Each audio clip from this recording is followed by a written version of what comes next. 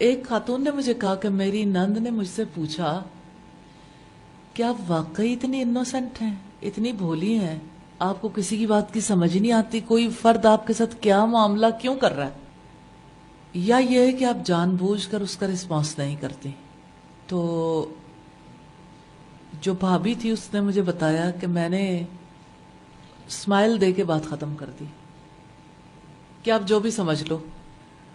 ایسا نہیں ہوتا کہ انسان کو سمجھ نہیں آ رہی ہوتی کہ اس کے ساتھ برا معاملہ کیا جا رہا ہے۔ میں ایک ایسی لڑکی کو جانتی ہوں جس کے سسرال والوں نے اسے قبول ہی نہیں کیا، نہ اس کو شکل و صورت سے قبول کیا، نہ اس کے اعمال سے قبول کیا، نہ اس کے گھرانے سے اسے قبول کیا، بس حادثاتی طور پر نکاح تو ہو گیا، اب قبولیت ذرا بھی نہیں تھی۔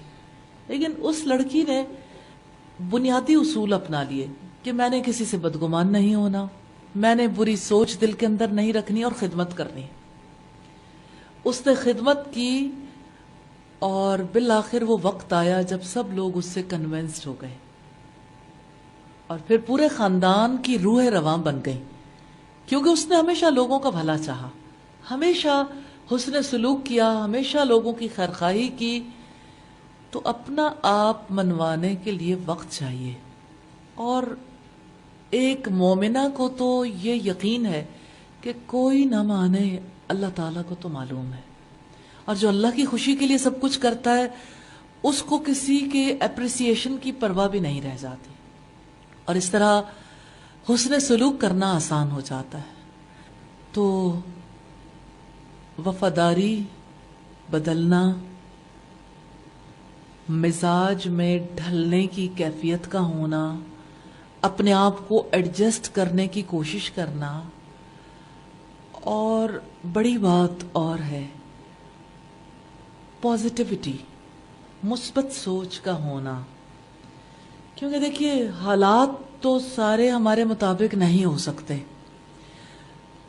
اگر ہر وقت ہم دیکھیں تو حالات ہمارے مخالف بھی چل رہے ہوں تو برے حالات سے بھی اچھا نتیجہ نکالنے کے قابل ہونا دراصل انسان کو کامیابی کے راستے پہ ڈال دیتا ہے۔ یہ عام زندگی میں بھی ہے، لیکن خاص طور پر سسرالی زندگی میں۔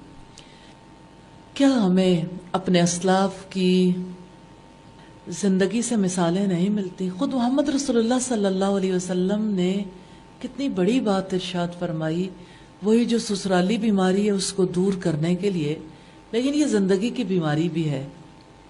ایاکم والظن، کہ تم گمان کرنے سے بچو۔ اسی طرح سے رب العزت نے فرمایا اجتنبوا کثیرا من الظن، کثرت سے گمان کرنے سے گریز کرو، کیونکہ بعض گمان گناہ ہوتے ہیں۔ تو یہ گناہ کیسے ہو جاتے ہیں؟ جب انسان غلط نتیجہ اخذ کرتا۔ دیکھیں، اگر کسی نے برا سوچا، برا کیا، تو یہ اس کا معاملہ ہے۔ آپ ان حالات میں ایڈجسٹ ہونا چاہتے ہیں تو آپ پازیٹیولی ہی ایڈجسٹ ہو سکتے ہیں۔ کوئی برا گمان کر کے کبھی ایڈجسٹمنٹ کا خواب بھی نہیں دیکھا جا سکتا۔ امام جعفر صادق نے کہا اگر آپ کو کسی کے بارے میں بدگمانی ہو جائے تو آپ 70 بار اس کے بارے میں یہ سوچو کہ اس نے اس لحاظ سے اچھا کیا ہوگا، یہ اچھا ہوگا، اس میں یہ فائدہ ہوگا، یہ ہوگا، یہ ہوگا، یہ ہوگا۔ اگر 70 بار اپنے آپ کو لاجک دے لیتے ہو تو 71ویں بار کہو شاید مجھے سمجھ نہیں آئی، پھر بھی بدگمان ہونا جائز نہیں ہے۔ اب آپ اگر پریکٹیکل لائف میں دیکھیں تو ہمارے گھرانوں میں ایسا نہیں ہوتا۔ لڑکی کو یہ بات سمجھائی نہیں جاتی کہ آپ نے بدگمانی سے بچنا۔ کتنی سادہ سی بات ہے، ہر ماں سمجھا سکتی ہے، لیکن بدگمان مائیں جن کی زندگی کا پیٹرن ہی بدگمانی پر ہے، جو خود ساری زندگی کڑتی رہیں، جو خود بدگمانی سیکھ چکی، وہ کیسے کسی کو حسن ظن کا درس دے سکتے ہیں؟ کتنی کم مائیں ہیں نا جو اپنی بیٹیوں کو اخلاقیات سکھاتی ہیں، حسن خلق سکھائیں۔ اب وہ مائیں نہیں رہ گئیں، کیونکہ مائیں خود صاحب اخلاق نہیں ہیں، ماؤں کو خود اخلاق کی سمجھ نہیں ہے۔ اخلاق ہمارے یہاں مسکراہٹ تک محدود ہے کہ آپ کسی کو مسکرا کر ملتے ہو تو لوگ سمجھتے ہیں کہ اس کا اخلاق بہت اچھا ہے۔ اس میں کوئی شک نہیں، اسمائل کرنا بہت بڑی نیکی ہے، لیکن آپ جانتے ہو کہ نیکی کا تعلق نیت سے، نیت اس کو اچھا یا برا بناتی ہے۔ تو اگر کسی کے دل میں کسی کے خلاف طوفان پل رہا ہے اور وہ محض مسکرا رہا ہے، اس کے دل میں ایک بھی اچھا گمان نہیں ہے دوسرے کے بارے میں، تو اس کا مطلب یہ ہے کہ اس کی مسکراہٹ کی نیت فرق ہوگی. لیکن اس بارے میں ہمیں اپنی طرف دیکھنا چاہیے. دوسروں کی نیتوں پر شک کرنے کا ہمارا کوئی حق نہیں ہے. ہمیشہ نادان لوگ دوسروں کے بارے میں سوچتے ہیں کہ انہوں نے کیا سوچا، کیا کیا، کس لیے کیا، کیوں کیا.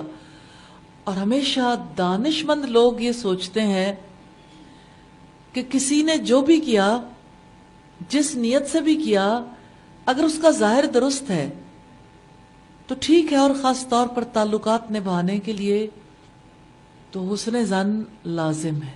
کسی نے برا بھی کیا، آپ اچھا گمان رکھیں گے تو آپ کے لیے آگے جانے کا چانس ہے.